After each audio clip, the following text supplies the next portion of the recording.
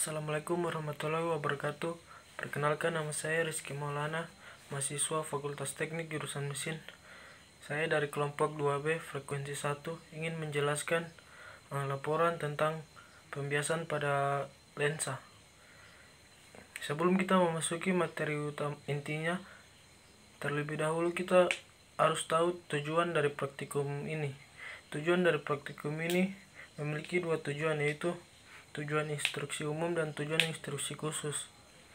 Tujuan instruksi umum ialah mahasiswa diwajibkan dapat memahami peristiwa pembiasan lensa cekung dan lensa cembung serta menemukan jarak fokus dari indeks bias lensa tersebut.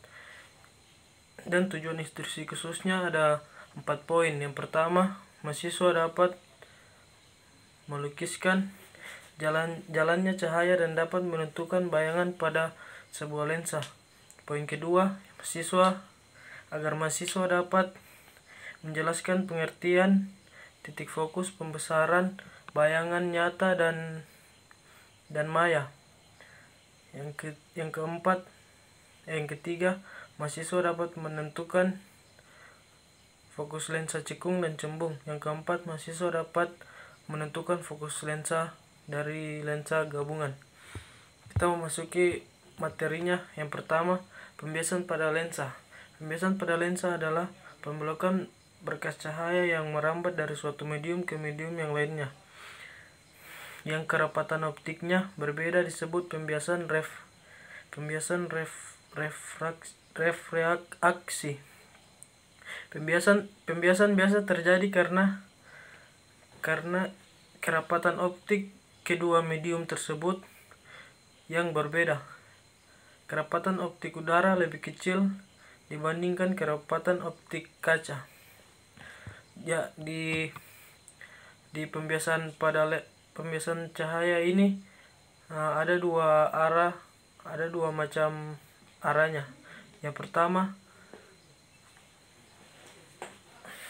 mendekati garis normal adalah cahaya yang dibiaskan mendekati garis normal jika contohnya cahaya merambat dari udara ke dalam air. Dan yang kedua, menjauhi garis normal adalah cahaya yang merambat dari medium tersebut. Adapun syarat-syarat yang terjadi apabila terjadinya pembiasan. Yang pertama ialah cahaya melalui dua medium yang berbeda kerapatan optiknya. Yang kedua, cahaya datang tidak tegak lurus terhadap bidang batas atau sudut datang lebih kecil dari 900. Ada juga beberapa contoh gejala pembiasan yang sering kita jumpai di kehidupan sehari-hari. Di antaranya, contohnya, dasar kolam yang terlihat lebih dangkal daripada dari atas. Yang kedua, kacamata minus atau negatif, atau kacamata plus atau negatif atau positif dapat membuat jelas pandangan bagi orang yang menderita rabun jauh ataupun rabun dekat. Yang ketiga, terjadinya pelangi setelah turun hujan. Pembiasan pada lensa terjadi dikarenakan perbedaan laju cahaya pada kedua medium.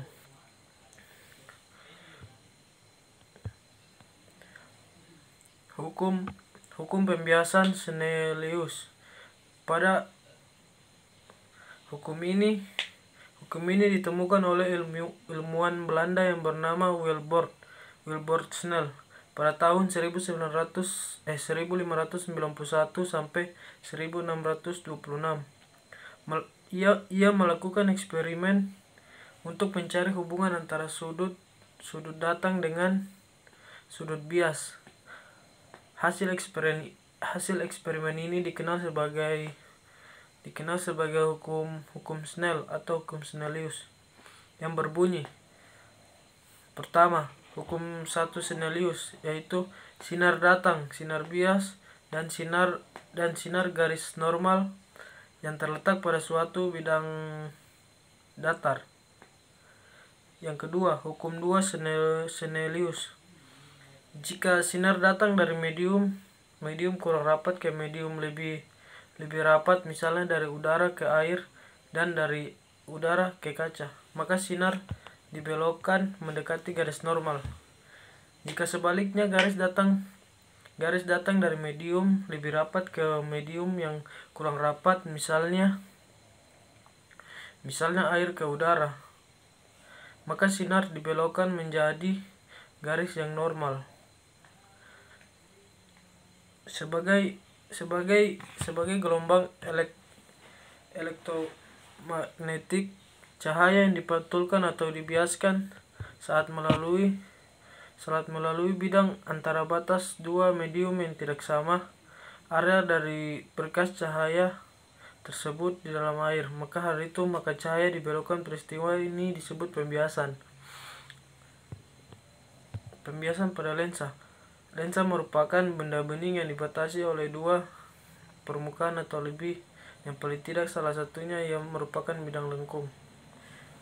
Lensa terdiri dari dua jenis, yaitu lensa cembung atau konveks dan lensa cekung atau konkav. Lensa cembung memiliki bagian tengah yang lebih tebal daripada tepinya, sedangkan lensa cekung memiliki bagian tengah yang lebih tipis daripada tepinya. Lensa cembung memiliki tiga macam, yaitu lensa bikonveks atau cembung ganda, yaitu lensa yang kedua permukaannya cembung, dan lensa konkav atau konveks, yaitu lensa yang cembung atau cekung, yaitu lensa yang permukaannya satu cembung dan yang lainnya cekung.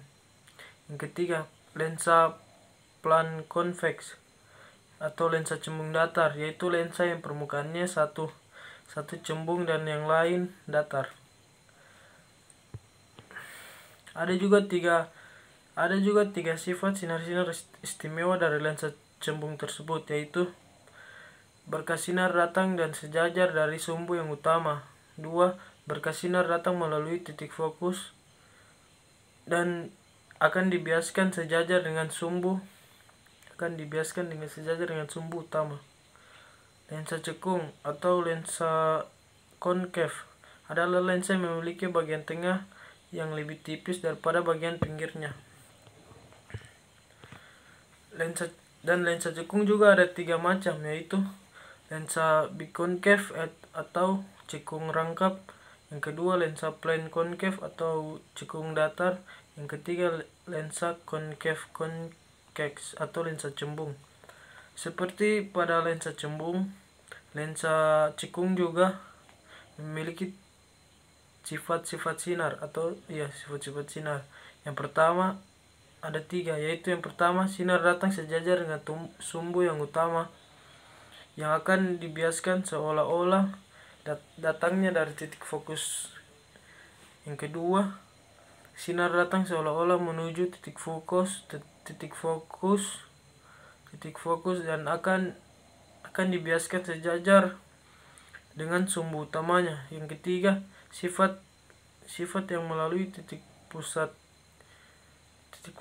kelengkungan dan tidak akan mengalami pembiasan. Sekian pembahasan dari saya, dan jika ada kekurangannya mohon dimaklumi.